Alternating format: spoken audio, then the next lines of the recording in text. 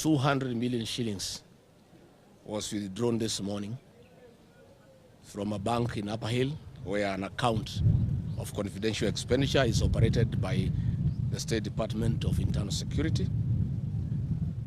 And these funds are for mobilizing goons and deploying them. Susan Kihika from Nakuru and other UDA leaders allied to William Ruto have organized goons to cause terror and mayhem in Nairobi and the Mount Kenya region and blame the opposition. 200 million shillings was withdrawn this morning from a bank in Upper Hill, where an account of confidential expenditure is operated by the State Department of Internal Security. And these funds are for mobilizing goons and deploying them to unleash terror and mayhem on the planned peaceful protests for Thursday, 25th June 2026, to commemorate the 24th and 25th June 2025 and Sabasaba Day 2025 protests. In June 2024 and 2025, hundreds of our young promising Kenyans were butchered by this regime, others abducted and tortured, some were buried and others have not been found to date. You are also aware that property worth millions of shillings, businesses and livelihoods were destroyed by goons under police escort and supervision. Our young people and leaders were traumatized and dragged through courts of law under terrorism charges, all of which were trumped up and forced. To all Kenyans who lost their loved ones and lost their livelihoods in the three unfortunate events under the hands of William Ruto over the last 4 years, we are sorry. This is not what 55 million Kenyans expected of him, and also the 7.2 million Kenyans who voted for him. Dear Kenyans, on Saturday, 20th June 2026, the Cabinet Secretary for Health, one notorious warmonger, Aden Duale, said that protests will only happen in the Mount Kenya region this Thursday, 25th June. This was not an idle statement. It was a reflection of what has been planned. I have credible intelligence that Kipchumba Murkomen and Raymond Omolo, using Moses Kuria and Kimani Ichung'wa, Susan Kihika from Nakuru, and other UDA leaders allied to William Ruto, have organized goons to cause terror and mayhem in Nairobi and the Mount Kenya region and blame the opposition. 200 million shillings was withdrawn this morning from a bank in Upper Hill, where an account of confidential expenditure is operated by the State Department of Internal Security. And these funds are for mobilizing goons and deploying them to unleash terror and mayhem in the Mount Kenya region, Nairobi, Kajiado, and Narok, among other places in the country. Police have been told to escort the goons at night using police lorries and matatus hired from notorious circles and deployed across the region. Senior police officers have told us in confidence that they are very uncomfortable with the instructions they have been given personally by Kipchumba Murkomen, that they should stay off and let the goons destroy businesses, light bonfires, and create chaos. These goons, we have confirmed, will be accompanied by officers in plain clothes under the direction of Kipchumba Murkomen to give cover to the goons. The notorious Nairobi Sierra rogue police squad under Kipchumba Murkomen is the one organizing the deployment of these goons across the region. The senior police officers have told us they have been told to intervene after the goons have done their work and left, and then descend on ordinary Kenyans, innocent people, arrest them and charge them with crimes under the Terrorism Act. I have been informed that DCP strongholds have been targeted for this violence so that the DCP leader, Gachagua, and leaders allied to him can be blamed as the instigators of violence. For the record, goonism has become part of the National Police Service since Kipchumba Murkomen became the CS Interior.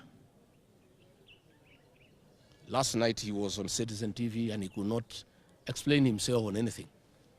When shown the video footage of goons under police escort, he shamelessly said that they are watchmen guarding shops, whereas the goons are seen patrolling streets in police land cruisers and under police escort.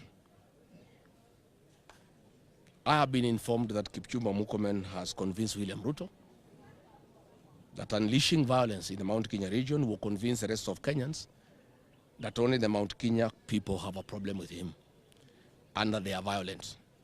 And it's the Mount Kenya people fighting their own people. Looking at the situation, I want to appeal to the Gen Zs with a lot of humility and kindness to consider not going out to the streets. These are our children and grandchildren whom we need next year to help us liberate this country through the ballot.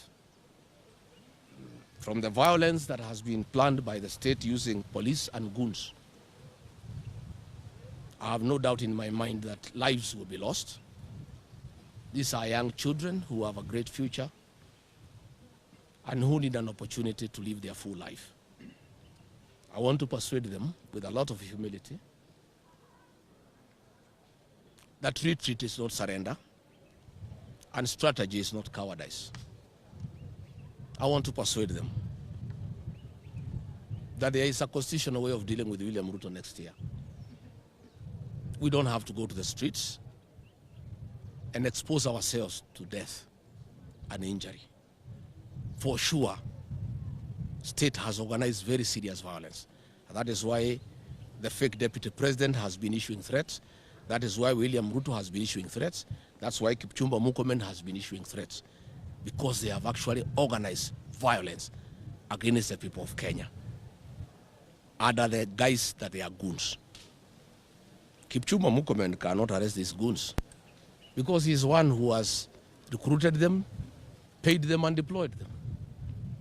They will be working for the state to cause mayhem, to unleash terror, to allow the police now to come in and shoot people. Because the strategy is the state organizes goons accompanied by officers in plainclothes. They wreak havoc, they destroy property. Then the police now have a reason to come in. The goons withdraw because they cannot be shot, they cannot be arrested because they have been brought by the police, they have been brought by the government, and then kill innocent people, maim innocent people. I'm therefore asking the agencies, strategy is not cowardice. Please, my sons and daughters, my grandchildren, consider. We need you alive. We need you to help us transform this country next year. You cannot do it when you are dead. You cannot do it when you are injured. The state has unleashed war against Kenyans as a strategy to intimidate Kenyans to stop free expression of what they feel and what they want. For that reason,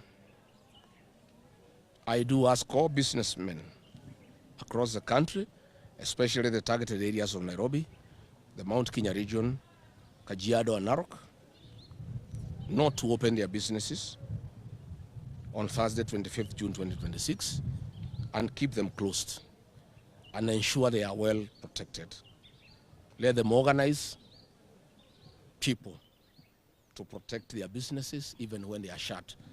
Because we have seen before goons in Nairobi breaking into businesses that are already closed.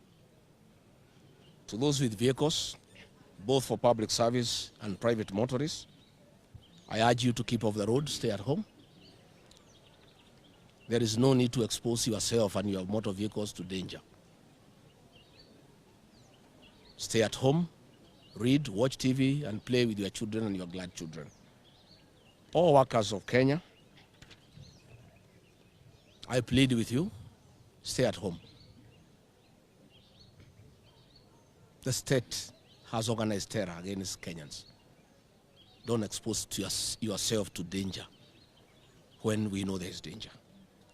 To all parents, I agree and I'm happy that our children are home for midterm. Let them stay indoors. We saw last time in Dubai, stray bullets killed a young girl of 12 years. We don't want our children to be exposed to danger by going to play out. Let them stay indoors. Do homework, watch TV and play games within the safety of your homes. I ask all Kenyans tomorrow, on Thursday, to stay indoors, stay at home, avoid the state-sponsored militia organized by Kipchumba Murkomen, who is ruthless. Your family needs you when you are safe.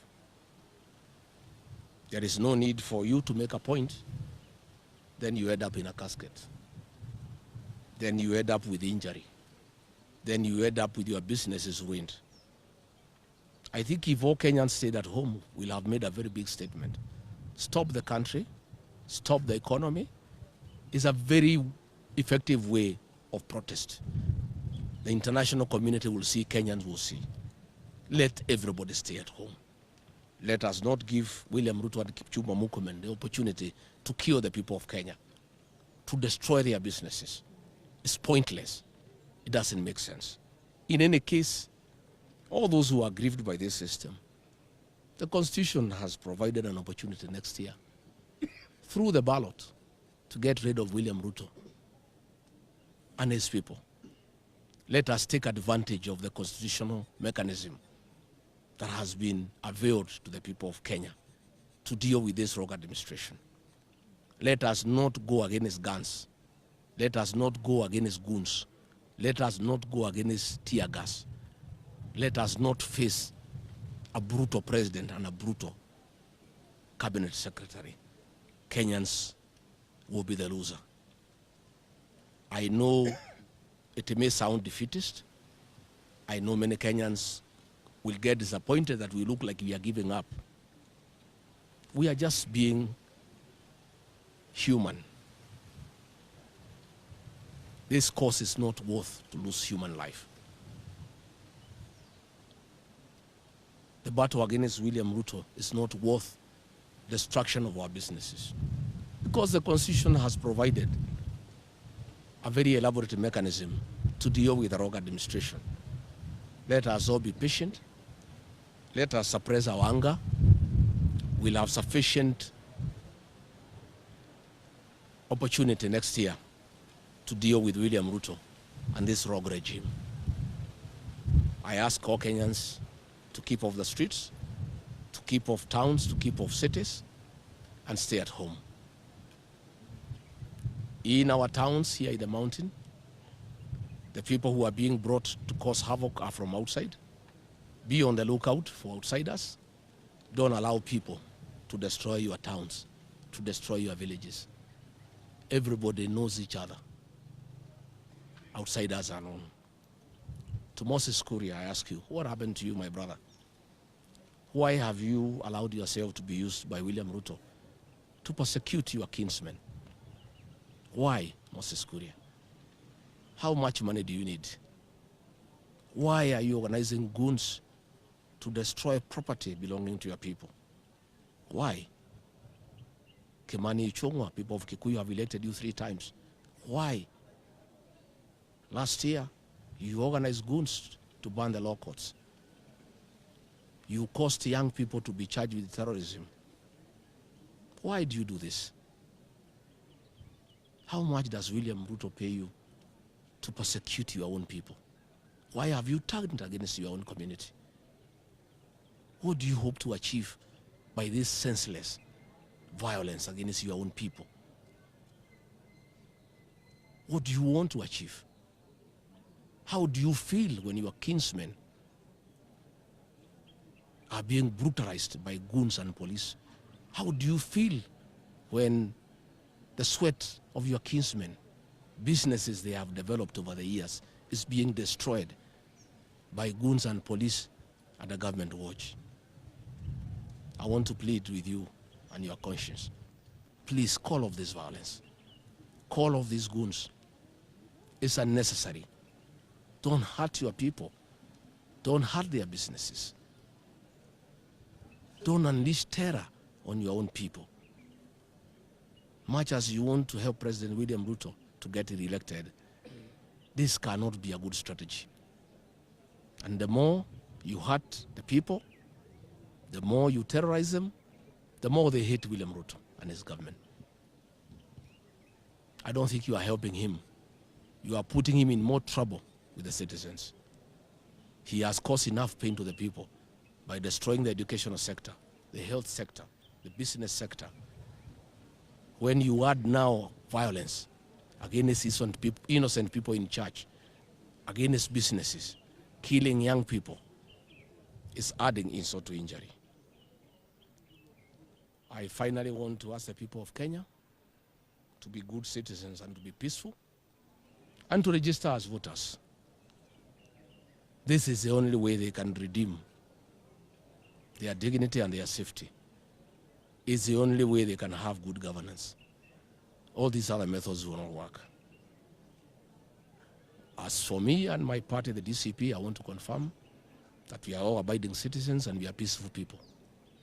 I've always advocated for change through constitutional means, and I am focused on having change next year through the ballot.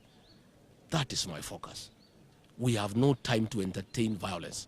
We have no time to entertain unorthodox means of changing a government. We want to change this government through the ballot next year. And that is my prayer to all. That is all I plead with our people, to know that we have an opportunity next year to address all these matters in a very conclusive manner, so that Kenya can be peaceful and Kenya can have good governance and people can flourish and they can meet their aspirations and they can be able to have better lives.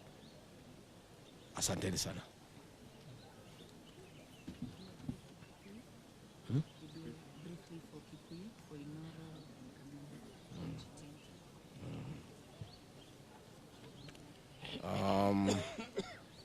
Gwenda kuoya mweke kuria andu aitu othe haria mari uhoro uyu wa muthenya wa kana wa maandamano ma Gen Z. Thirikari ni bangite maundu matari mega muno gitukano gia gatakati makihuthira Moses Kuria na Kimani wa Ichung'wa gucaria mikora ya guka kuhura andu gucira indo cia andu nigetha borithi ingirire yuke yurage ciana citu na ihure andu. Mikora iyo irabangwo ni Kipchumba Murkomen na ikarugamirwo ni borithi. Mbeca citayari ni ndute milioni 200 cia kuriha mikora yuke yakie mĩaki yananga indo cia andu. Borithi meroreire, borithi meritwo matikamorie ta mathaa 3 kana 4 mambe mareke mathukangie indo cia andu, mahure andu, makie mĩaki, mikora icoke hute. Borithi riu ingirire nigetha yuke yurage andu, irathe andu na nyite andu maigirire macira ma maheni. Gwenda kwira andu aitu hatire bata wa guthie kwiyuragiria ukimenya kwina njoragano. Ciana citu cia Gen Z ndiciehoe na gitio, cietikire tu cikare micii itigetware ugwati-ini. Andu aria mena biacara ngumoria matikahingure biacara ciao maikare mucii. Andu aria othe mena mitoka matikarute mitoka micii maikare na mitoka micii. Andu aria othe marutaga mawira maikare micii. Ciana ni njoire mid-term nguria ciari cikare nyumba tondu hindi yengi kuria Nduberi gwi ciana ciarathirwo ni thigari githaka kuguja.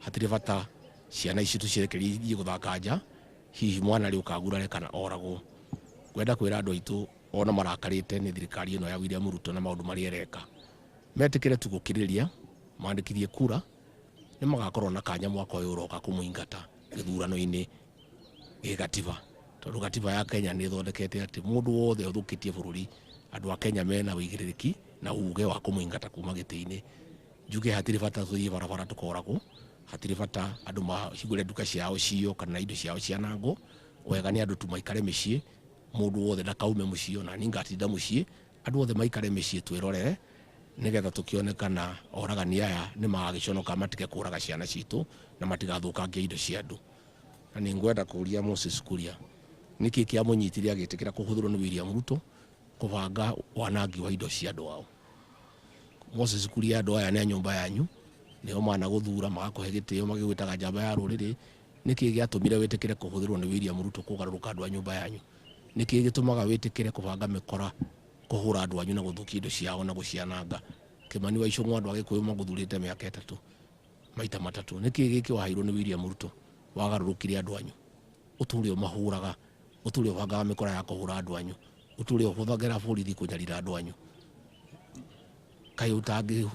kai utangigua gunyiriri ati nyumba yanyu ni kunina raninwo ni William Ruto na we mwina Kuria Kimani wa Icung'wa ni nyu murateithiriria Ruto kunina nyumba yanyu Ndware ni araugire ati gugakorwo na thina ukirima-ini aramenyeire ku arauga woguo tondu ni niguo mubangite ndiraiguire Icung'wa akiuga indo ni igathukio aramenyeire ku ni to niguo mubangite na ni twakirwo ni borithi ni irerwo cikare kando na ikarakara muno ireke mikora na borithi iria ikirite nguo cia raia yananga indo cia andu na irehe thagathago thiini wa guku kirima na thiini wa Nairobi na kuria Kitengela na kuria Ongatarongai na kuria Naroko muno kuria andu matusupportaga ni turamenya murenda kurehe bara eno nigetha mucoke muigirire rigathi wa Gachagua muigirire andu aria maceraga nake ati nio marehete bara ithu tutiri andu a bara ithu turi andu a thayu ithu twitikitie ati President William Ruto tukamuingata gatiba ithu tuzikwenda kumuingata na njira itari ya gatiba tukwenda akaingatwo na gatiba mwaka uyu uroka koguo ngwenda kuria andu othe moe kura meharirie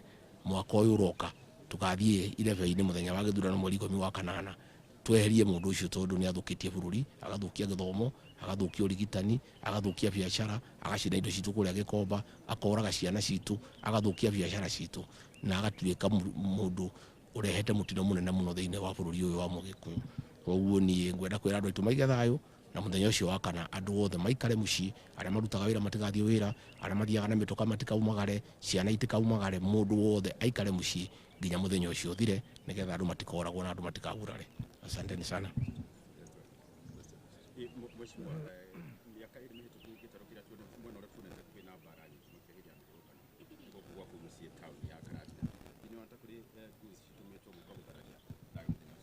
Hindi ciothe kubangagwo mikora guku guthukia Karatina ati niguo nie njonoke mubungi wa gwitagwo wa Mubinu uhuthagirwo ni Ruto akarehe mikora Karatina kuhura andu na gutiri hindi atekete uguo na mwanake ucio no atwikite uru muno tondu ni ndamuteithirie ngira andu agukoma muthure makimuiguira tha andu aguku ni maramumena muno na makaigua uru muno niwe na makaigua mena ruo muno ati mamuthurire matamoya ri MCA ndeberete mamuthure riu ni etikirire gutwika kunda ngutume ya Ruto wira wake no kubanga mikora kuhura andu guku Karatina ngwenda kumwira atige mitugo iyo no koroda gugitiga no wega andu aguku mena giathi nake mwaka ucio uroka wake wa mwaka uyu uroka ni agacemanya nao irebe-ini ni hindi akamamenya metagwo wao. I think that's enough. Yes. Asante.